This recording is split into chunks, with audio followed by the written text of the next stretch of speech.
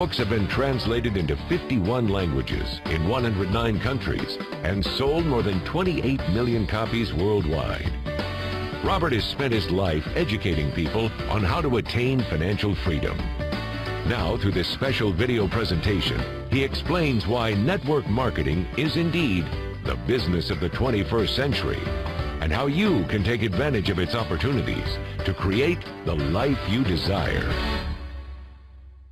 Hello, I'm Robert Kiyosaki. I'm the author of this book, Rich Dad, Poor Dad. I want to welcome you to the business of the 21st century. For those of you who may not be familiar with this book, it was published in 1997. It was a self-published book, and it went all around the world. And in 2000, it made the New York Times bestseller list. It was the only self-published book that made it. And at the same time, a woman named Oprah Winfrey called, and I went on her show to talk about Rich Dad, Poor Dad. And voila, suddenly I was a famous individual. So today this book has now sold approximately 25 million copies in 100 different countries and 50 different languages.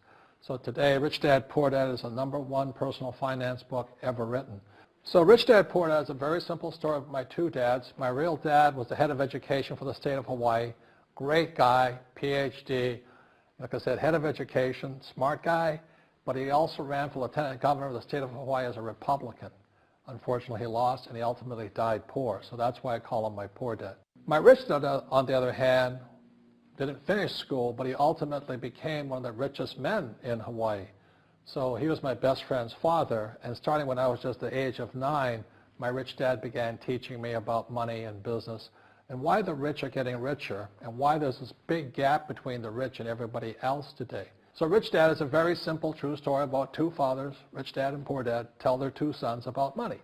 And it was my poor dad always said, go to school, get a job, work hard, and all that stuff. And my rich dad says, you'll never get rich doing that. You'll never be a free man.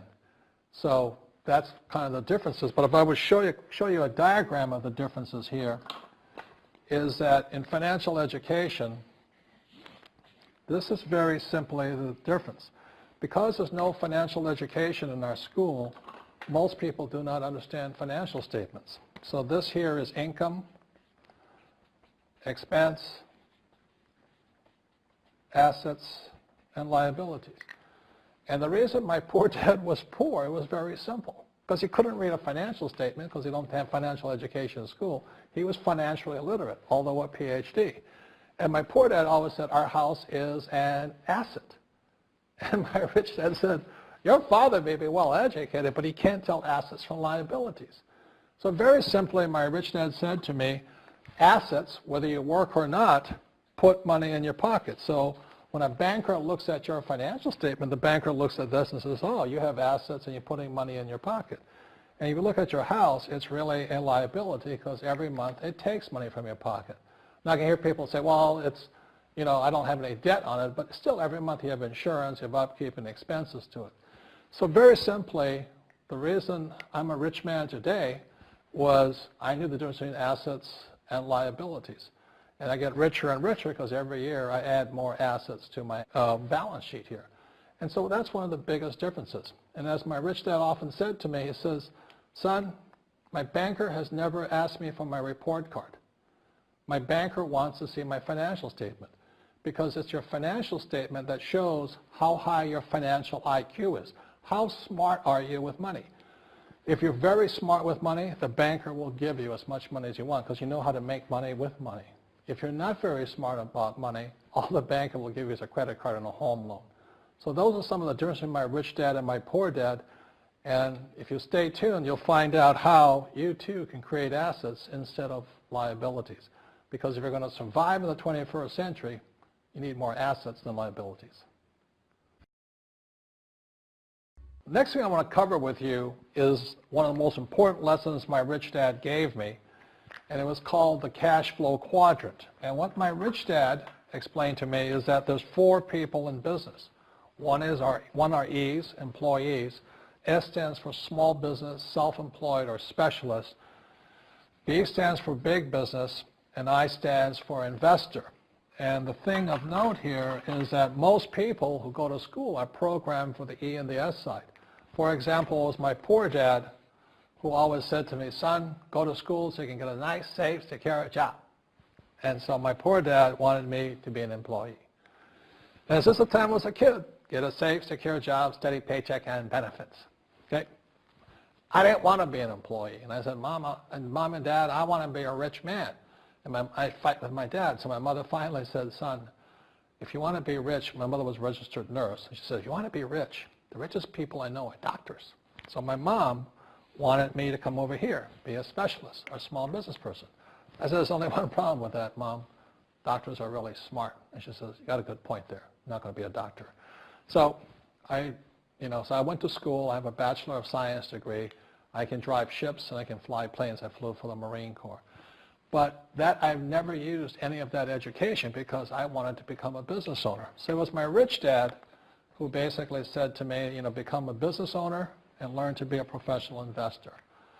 So one of the big differences here between these people is that it's called taxes. See, in 1943, in the U.S., the federal government passed a law that said employees had to pay tax before they got paid. So when you get your paycheck from your employer, you open it up, and voila, the government's always taken a sizable chunk of it. And the harder you work and the more money you make, the more money they take from you. So that's why it's not that good to be an employee, because you can never get ahead, because the more you work, more money you make, the greater they pay in taxes. Now, the doctors, the lawyers, and attorneys, accountants were all laughing, saying, oh, these guys, they're getting paying a lot of taxes. So naturally, the federal government changed the laws again. So in 1986 in the U.S., a thing called the 86 Tax Reform Act, and it basically took a lot of the benefits away from people who are self-employed, small business, doctors, and lawyers. So today in America, unfortunately, these guys pay the highest percentage in taxes. It is tragic.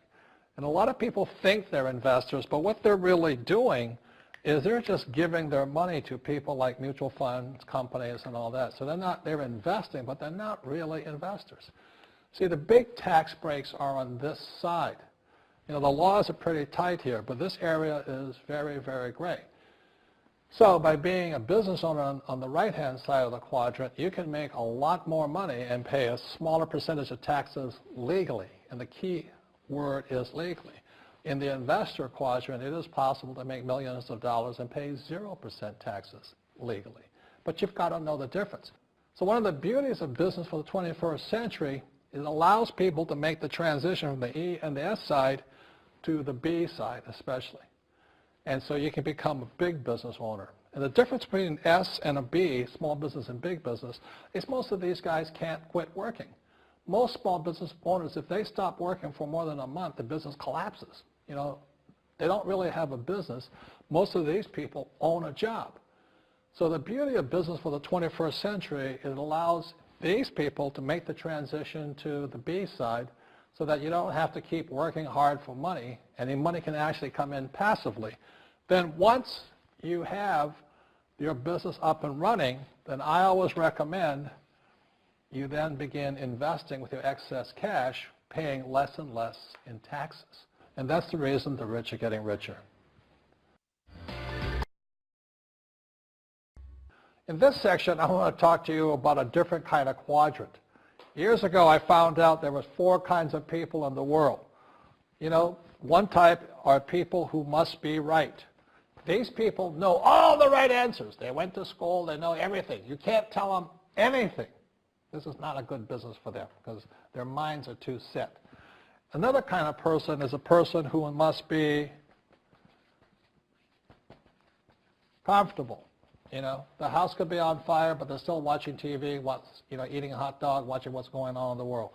These people are toast because the world economy is not coming back. The world economy has moved on.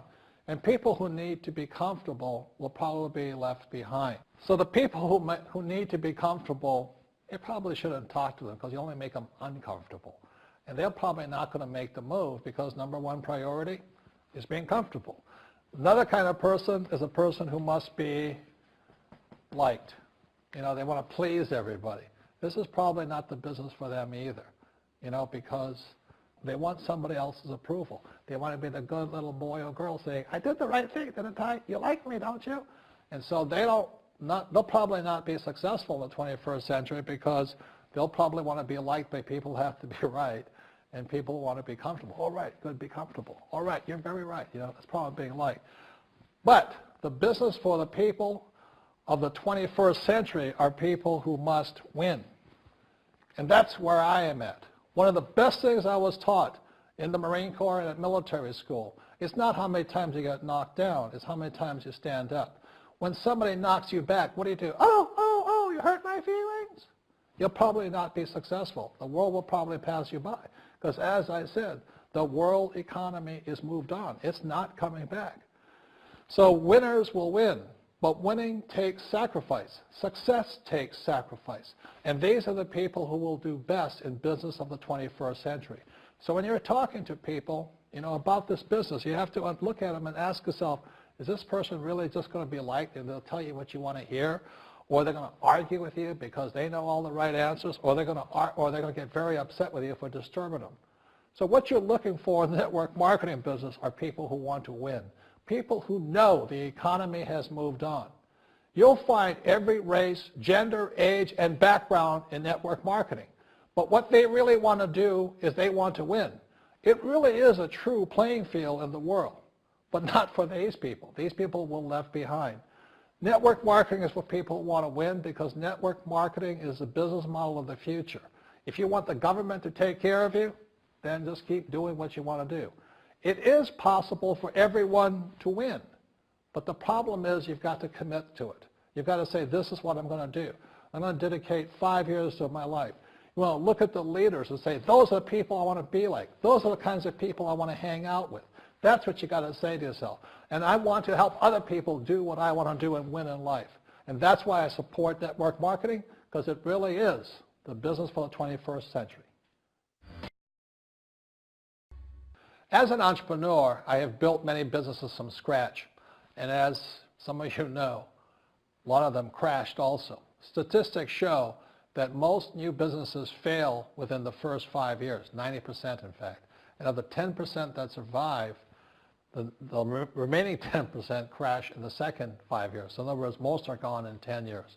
So I've looked at many different models, and one that stands out for me is network marketing. And the reason for that, it takes very little upfront cash.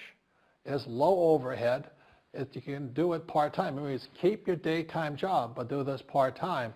And once the business is up and running, it can generate enough income so that you can move from the left side to the right side of the quadrant.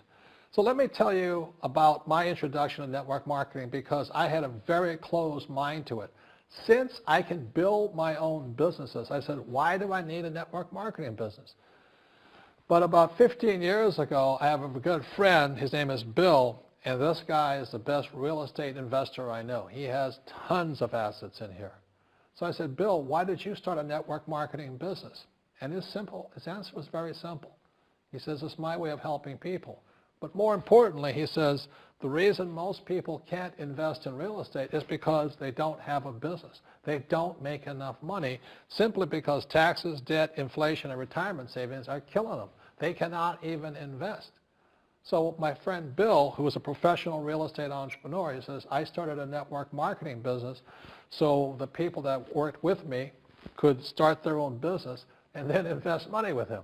So with that, I realized then that network marketing wasn't about making money, but it was about helping people to help other people make money so they become financially free. So the beauty of network marketing, I said, like it's very low entry point, doesn't take much money, you can do it part-time. And where you profit is in most big corporations is they spend millions, sometimes billions of dollars in advertising. So rather than give that money to advertisers, network marketing depends on building a network. It's called word of mouth, like you recommend a movie to a best friend. So really, the reason I support network marketing, because it's not about selling. It's about people helping people build assets in the asset columns, becoming business owners, and then becoming investors, rather than going through all of